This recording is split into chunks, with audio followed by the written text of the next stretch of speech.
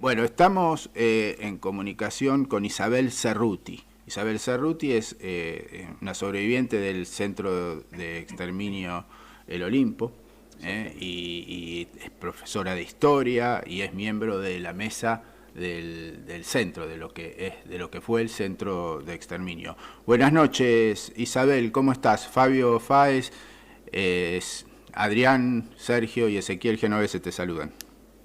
Bueno, buenas tardes, buenas noches. Bueno, un saludo a los tres y a todos. Hola, hola Isabel. Ah, ¿qué tal? ¿Cómo te va? Pensé que se había perdido la comunicación. Bueno, Isabel, bueno, primero muchas gracias por atendernos a esta hora.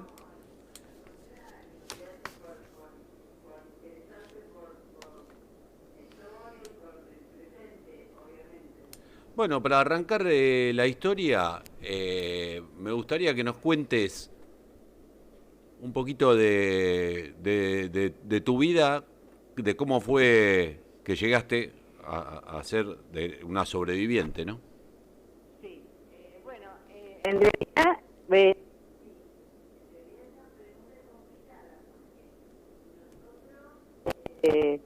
los compañeros no fueron desaparecidos porque fueron asesinados, y los que fuimos liberados no sabemos por qué tomaron esas decisiones. Esos criterios los tomaron ellos. Ahora, la pregunta sería ¿por qué fuimos más de 30.000 en realidad argentinos y de otros países también que habitaban nuestro país, fueron secuestrados bajo el terrorismo de Estado en el marco de un genocidio? Y eso lamentablemente fue una decisión, un proyecto, un plan sistemático, muy bien orquestado, que tuvo éxito, lamentablemente, no solamente porque exterminaron a los que ellos querían exterminar, sino que también arruinaron al país en todo sentido, en lo social, en lo económico. Nosotros siempre decimos que uno habla de los desaparecidos, ¿no? Y de las víctimas directas, etcétera, que realmente son obviamente los que más sufrieron, los familiares y demás. Pero todo el país sufrió la dictadura militar por diversas razones, por el plan económico que se implementó, por la destrucción de las redes sociales. Bueno, ¿cómo llego yo? Vamos a la pregunta que me hacías.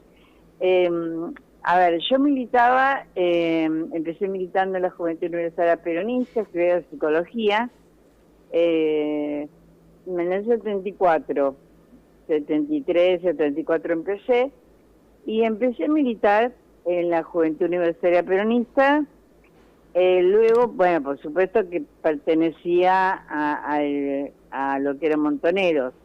Luego paso a prensa, a otra instancia, porque cuando se cierra la facultad, una de las cosas que hacían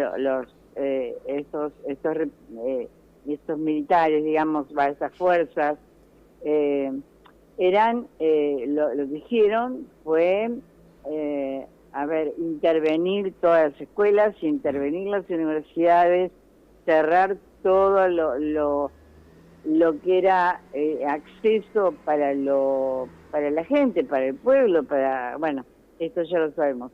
Psicología fue cerrada y, bueno, ellos tenían una lista, por ejemplo, ¿no? Como era un ejemplo, de las personas que pertenecían al centro de estudiantes o que sabían ellos que eran militantes. Nosotros no pudimos entrar más a la facultad.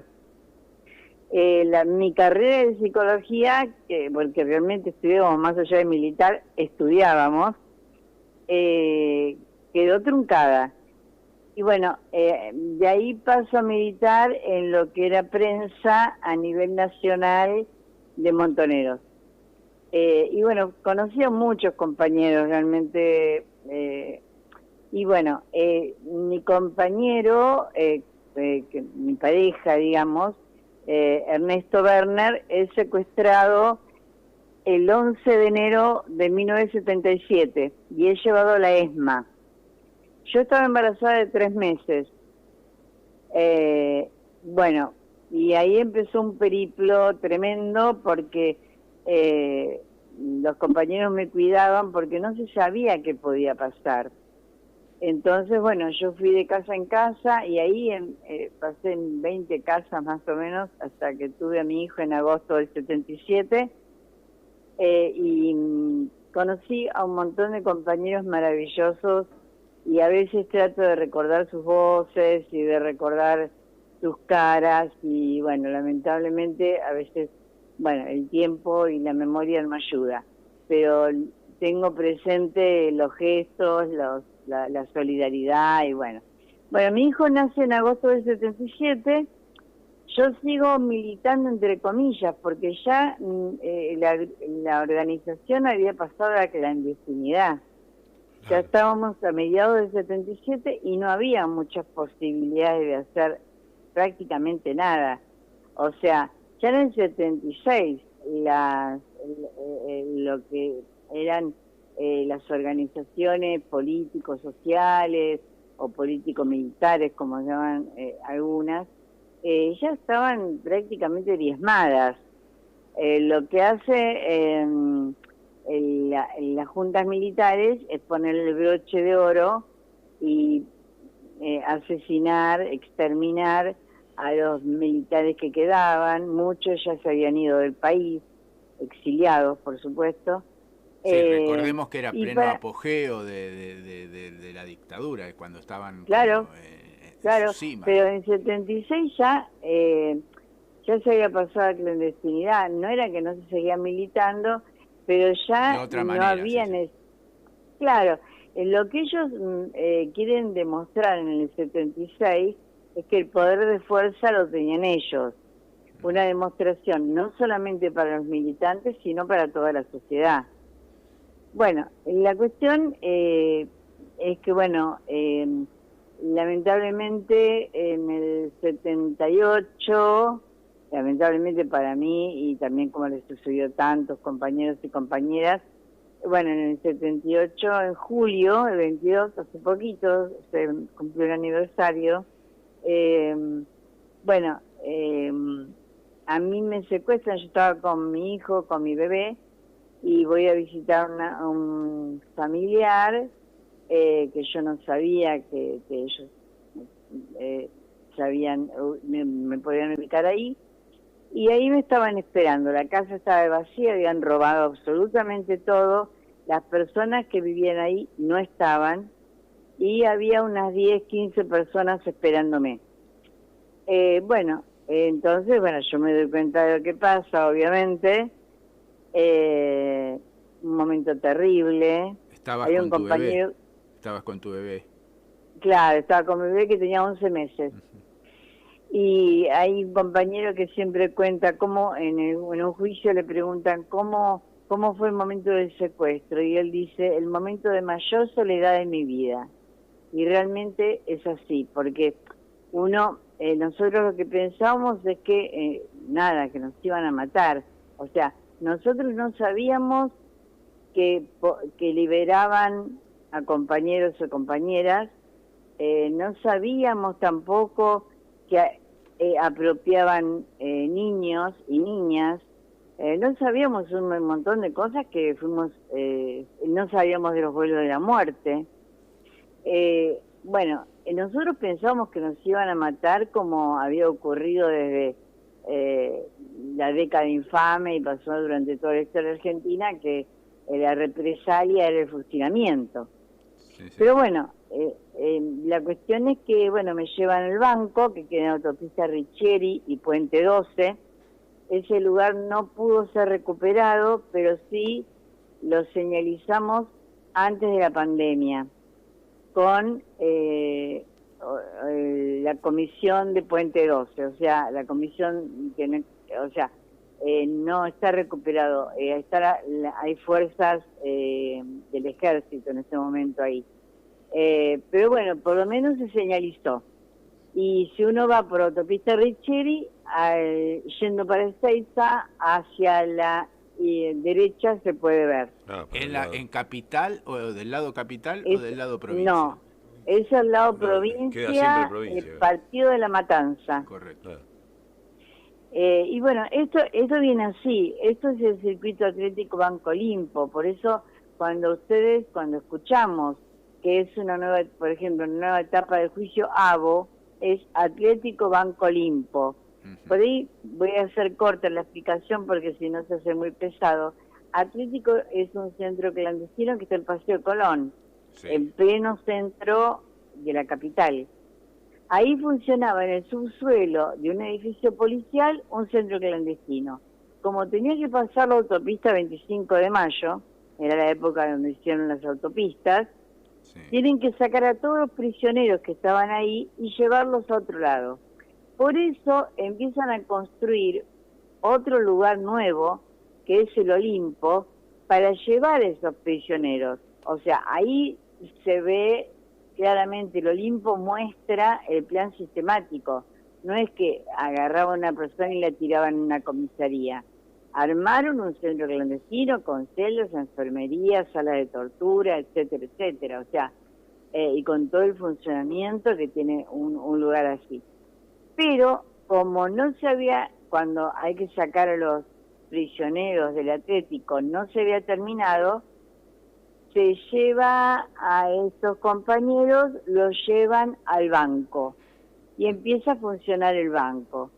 Bueno, a mí me llevan al banco en julio del 78. Ya unos meses habían pasado desde tu secuestro. No, No, yo va directamente. Vas directo no, me llevan, el primer lugar que me llevan es al banco. Perdón, el que tenía unos Porque el meses era Olimpo, tu bebé. claro, el Olimpo todavía no estaba terminado de construir.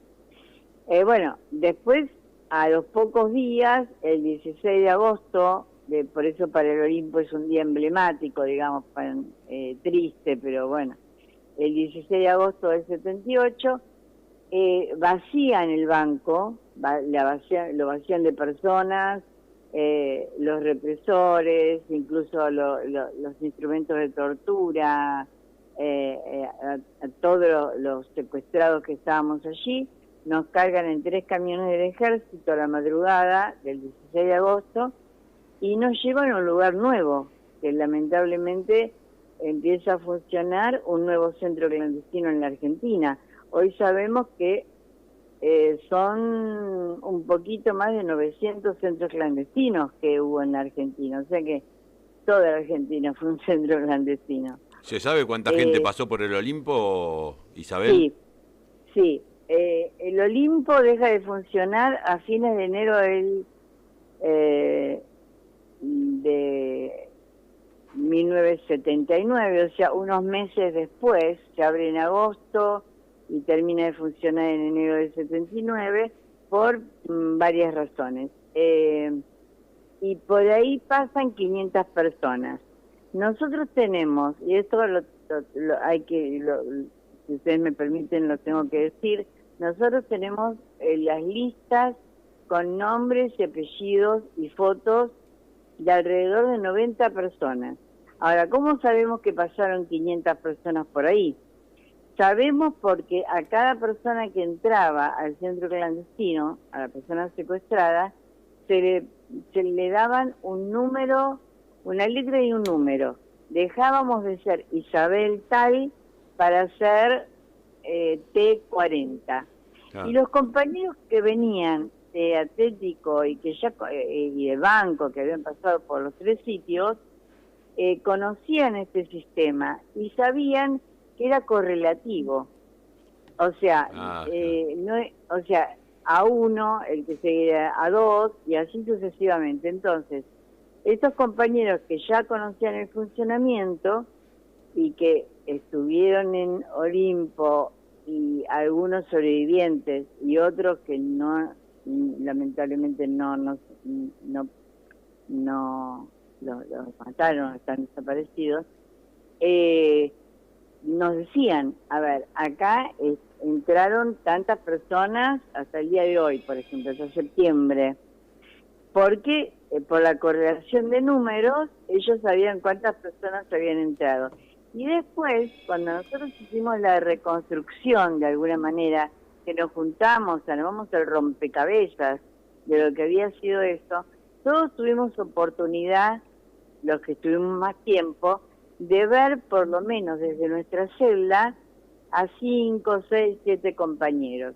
Y además íbamos a las duchas y conocíamos personas, en nuestro caso mujeres, que no veíamos desde nuestra celda. O sea que, por ejemplo, yo en el juicio puedo nombrar a, no sé, a 20 personas que conocí, por ejemplo.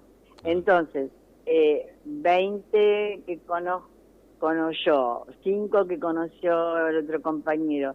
En ese rompecabezas y en esa sucesión de números y letras, sabemos que fueron 500 personas. Hay 70 sobrevivientes aproximadamente y el resto están desaparecidos. Isabel, perdón que te pregunte, pero Sí. a vos te secuestraron con tu hijo. Sí, el tema fue tremendo. El tema fue tremendo. Yo pensaba, fue más allá de mi secuestro, con respecto al tema de mi hijo, fue el día más tremendo y horrible de mi vida, más allá que ya había pasado el momento también horrible del secuestro de mi compañero que está desaparecido. Pero bueno, yo pensaba, en ese momento yo pensaba que lo iban a llevar a un orfanato, que no le iba a ver nunca más. Era lo que en ese momento pensamos. También se han escrito en un papelito que ponga, después de que había la tortura y todo, ¿no? Porque había un mecanismo que ellos tenían, lo llevaban al lugar, tenía lo que llaman ellos el blande, ¿no? Con golpes y demás. Después de la tortura, había distintos tipos de tortura física, y después un interrogatorio. Y cuando es el interrogatorio me hacen escribir en un papel la dirección a donde yo quiero que lleven a mi hijo. Yo en ningún momento les creí. Yo pensé que era mentira, que no lo iban a llevar. Yo puse la dirección de la casa de mis padres. Pero bueno, esa noche, bueno, pasó algo que no sé por qué. No había nadie, había un guardia que pasaba caminando, yo lloraba dentro de la celda, estaba sola, y sentía que ese guardia se paraba delante de la puerta, y dije, esta persona está escuchando. Entonces yo lloraba más fuerte para que me escuche, abre la puerta, me grita, me dice, pero no, ya te va a pasar, y qué sé yo, no te puedo dar el agua, no. Después de la tortura con picana eléctrica, no se puede tomar agua porque produce un shock al corazón y la persona se puede morir. Digo, no, yo le dije así rápidamente, le expliqué. Digo, no, yo no estoy llorando por eso. Lloro porque pasó esto con mi hijo. A eso de las 7, 8 de la noche me dijeron, o un poquito más tarde, ya había perdido la noción del tiempo, que iban a llevar a mi hijo a la casa de mis padres, pero yo no lo creo. Yo no sé por qué confié en esa persona, era un guardia. La guardia la hacía la gendarmería. Y él en ese momento, por decisión de él, le dice, escribe un número de teléfono de tus padres. Y viene al rato y me dice, mira, era la 1 de la mañana, 2 de la mañana, me dice, no atiende nadie. Bueno, claro, mis padres me estaban buscando en los hospitales, bueno, en las comisarías. Y mi hermano, que había recibido a mi hijo, a mi bebé, no atendía el teléfono porque tenía miedo. Él tenía 18 años y no atendía el teléfono por las dudas. Bueno, al rato viene corriendo, me agarra, me tira corriendo de los pelos, me dice, atendé el teléfono. Es mi mamá. Bueno, mi mamá era muy joven, tuvo miedo de 18 años, era mi hermana mayor, entonces, bueno, una relación, murió en el 2016. Y ¿Cuántos años tenías vos, Isabel? Yo tenía 23. Muy joven. 23 años, sí. Y bueno, la cuestión es que yo con todo el temor, el miedo más grande de mi vida, le pregunto, ¿y Norbert? y me dice, está durmiendo. Y yo ahí dije, bueno, ya está. Digo, quédate tranquila, yo estoy bien. Ella me preguntó dónde estaba, sabía de militancia, sabía obviamente de las cosas que estaban pasando en el país. Y bueno, yo, el tipo este colgó el teléfono y yo le dije, bueno, ya está, si me pueden matar, que yo estoy tranquila. Ah. Y él dijo así como, no, no te van a matar, bueno. Y realmente yo sentí eso, que saber que mi hijo estaba vivo, que estaba con mis padres, fue el alivio, como fue el peor día, también fue el mejor momento que tuve ese día. No sé cómo explicarlo. Sí. Es algo tremendo, es algo que no se puede explicar con palabras. Bueno, ahí estuvimos, después nos llevan al Olimpo, el 16 de agosto, a todos, y empieza a funcionar, como yo te decía antes, un nuevo centro clandestino, que también fue tremendo, y hubo traslados masivos, los traslados, después nos enteramos, los traslados que llevaban a muchas personas, eran los vuelos de la muerte, y ellos, después también supimos por declaraciones y demás, que tanto la Marina como el Ejército tenían en Aeroparque un lugar especial para ellos, con aviones destinados a estos vuelos. Yo a veces uno lo dice como si fuera algo natural. Yo lo cuento...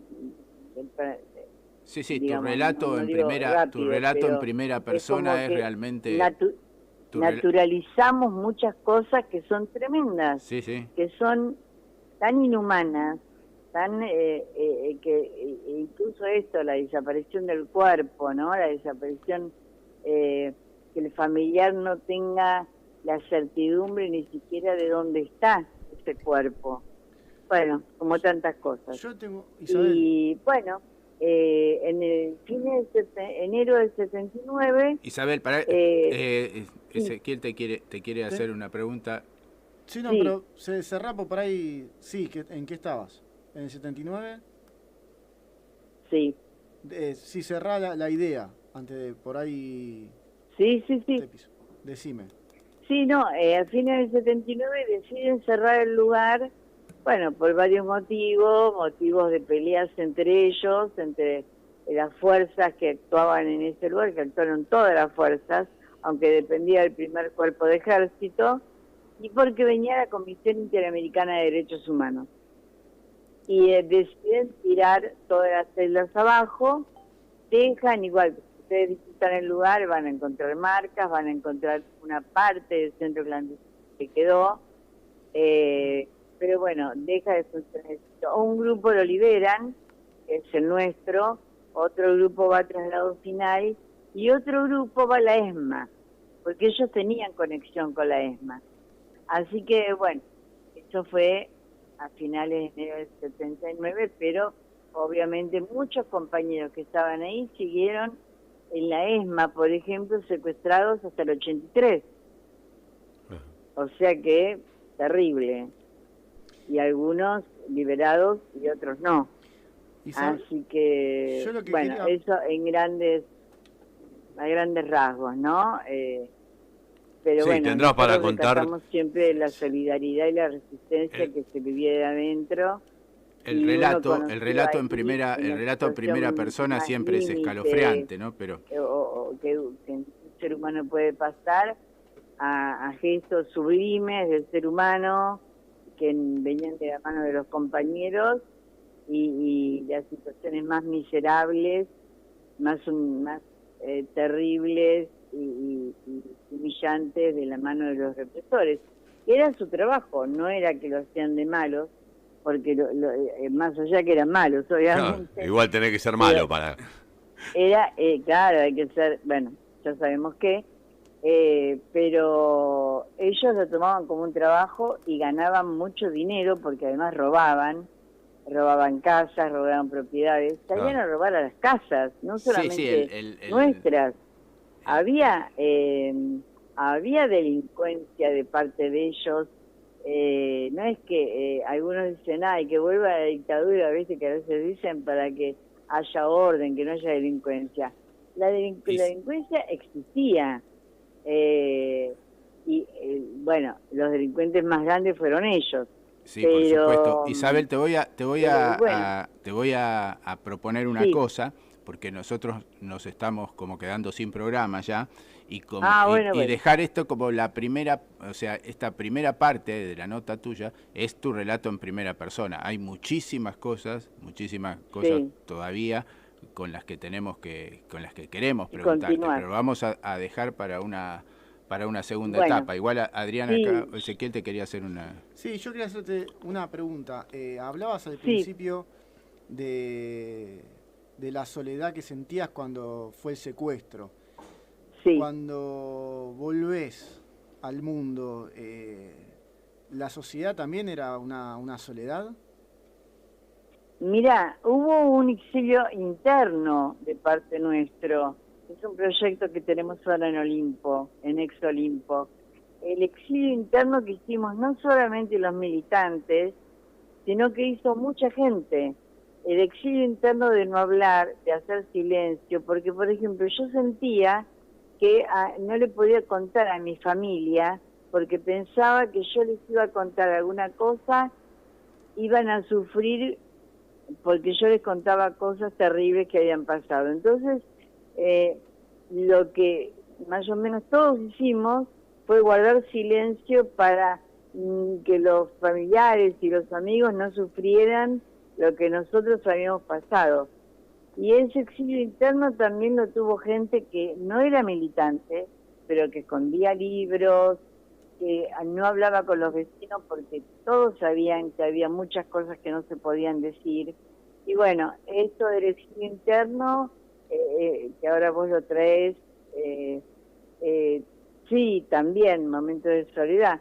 Y algunos pudieron rehacer su vida, seguir estudiando. En mi caso yo seguí profesora de historia. Bueno, después volví a tener una pareja, tengo una hija que nació en democracia. Y bueno, pero eso también tuvo que ver con el afecto que cada uno tenía, ¿no? Hay algunos compañeros que estaban en una soledad muy grande y no pudieron rehacer su vida, no sé, de la mejor manera.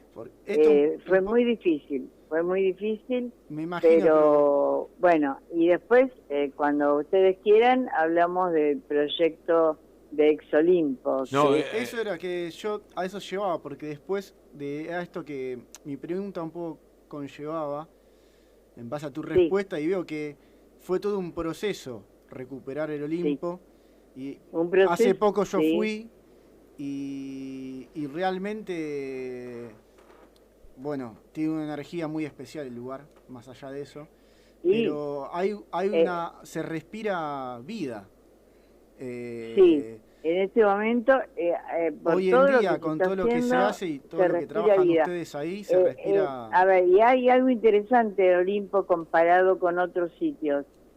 Olimpo fue recuperado de abajo, yo digo, de las bases del barrio hacia arriba. Fue el barrio que se empezó a movilizar. Los vecinos organizados para que se vaya la policía y para que sea un sitio de memoria. Una lucha que llevó bastante tiempo. Los vecinos fueron los que nos llamaron a nosotros, a los organismos de derechos humanos, a los familiares, a los sobrevivientes. Yo me sumé porque vi que ahí había un movimiento barrial,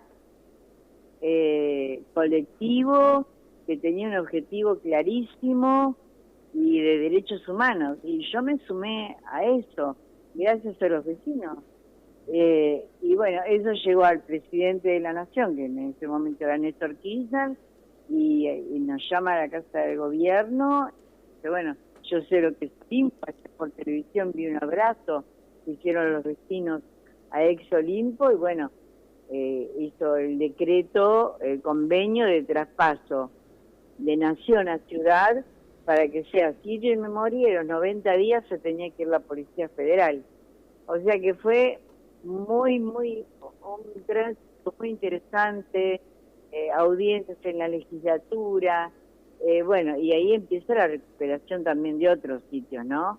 En el interior de La Perla, La Ribera, Atlético, Atlético un poquito antes,